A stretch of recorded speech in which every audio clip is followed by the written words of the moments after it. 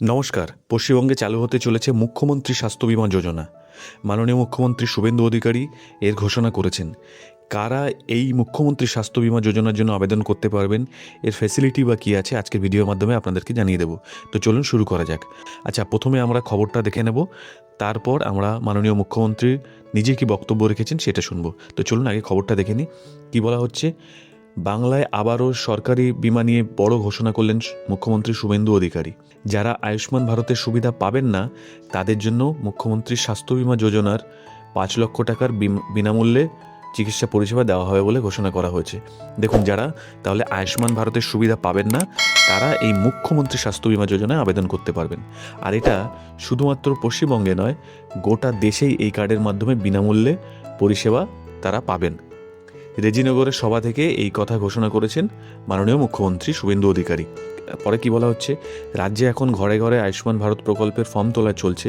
তবে এই প্রকল্পে নির্দিষ্ট কিছু আর্থসামাজিক মাপকাঠি থাকায় কারা কারা শেষ পর্যন্ত এর সুবিধা পাবেন আর কারা বাদ পড়বেন তা নিয়ে সংশয় তৈরি হয়েছে।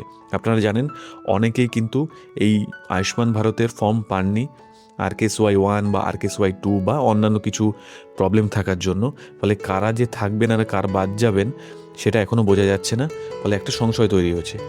যেসব পরিবার আয়ুষ্মান ভারত প্রকল্পের নিয়ম অনুযায়ী যোগ্য নন তাদের জন্য পশ্চিমবঙ্গ সরকার মুখ্যমন্ত্রী স্বাস্থ্য বিমা যোজনা চালু করতে চলেছে, যেখানে সমপরিমাণ 5 লক্ষ টাকার ক্যাশলেস সুবিধা পাওয়া যাবে। আয়ুষ্মান ভারতে যেমন 5 লক্ষ টাকার ক্যাশলেস সুবিধা আছে, ঠিক মুখ্যমন্ত্রী স্বাস্থ্য বিমা যোজনাতেও কিন্তু এই 5 লক্ষ টাকার স্বাস্থ্য বিমা যোজনা থাকছে। আরও কি বলা হচ্ছে, আয়ুষ্মান ভারতের কার্ড অ্যাকচুয়ালি কাদের সেটা এখানে বলে দেওয়া হয়েছে। আয়ুষ্মান ভারত প্রকল্পের মাধ্যমে দরিদ্র, আর্থিকভাবে অসচ্ছল পরিবার বছরে 5 লক্ষ টাকা পর্যন্ত যে সুবিধা রাজ্য সরকার দিয়ে থাকে। কারা কারা পান? দিনমজুর, গৃহহীন, কাঁচা বাড়িতে বসবাসকারী, মূলত তারা এই সুবিধা পান। এবার আপনাদের মনে প্রশ্ন থাকতে পারে যে এর বাইরেও তো কিছু লোক আছে তারা পাচ্ছেন। আসলে তাদের পাওয়ার কথা ছিল না, কিন্তু তারা পাচ্ছেন। সেই জন্যই বলা হচ্ছে যে কারা শেষ পর্যন্ত কারা পাবেন এবং কারা পাবেন না সেটা এখনও সবাই নিশ্চিত নন।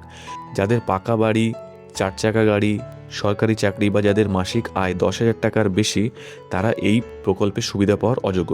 কোন প্রকল্প? আয়ুষ্মান ভারতের কথা কিন্তু বলা হচ্ছে এখানে। এবার কিছু পরিবার দেখা যাচ্ছে 10,000 টাকার বেশি ইনকাম করে, 12,000 টাকা ইনকাম করে, পরিবারটা কিন্তু সচ্ছল নয়। সেক্ষেত্রে কি তাহলে তারা সুবিধা পাবেন না? তাদের জন্যই এইটা চালু হতে চলেছে মুখ্যমন্ত্রী স্বাস্থ্য বিমা যোজনা। 5 একরের বেশি কৃষিজমি বা যন্ত্রচালিত সরঞ্জাম থাকলে তারা ওই সুযোগ সুবিধা পাবেন না। কোন সুযোগ সুবিধা? আয়ুষ্মানের সুযোগ সুবিধা পাওয়ার কথা না।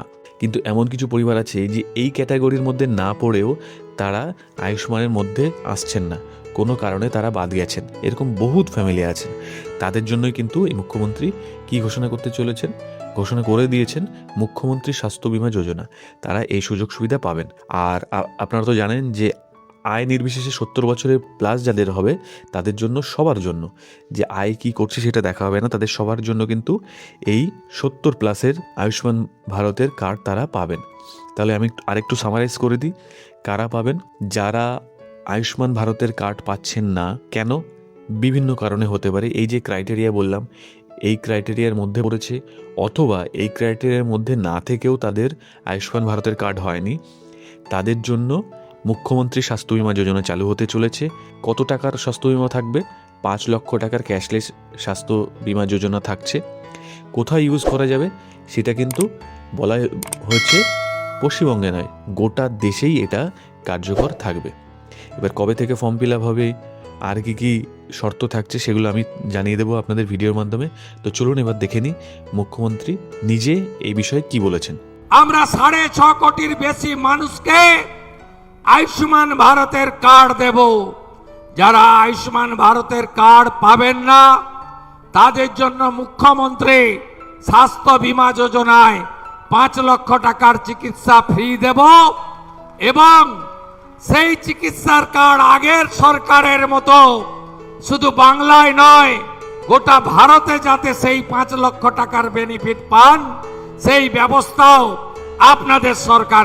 তো শুনলেন মুখ্যমন্ত্রী কি বলেছেন।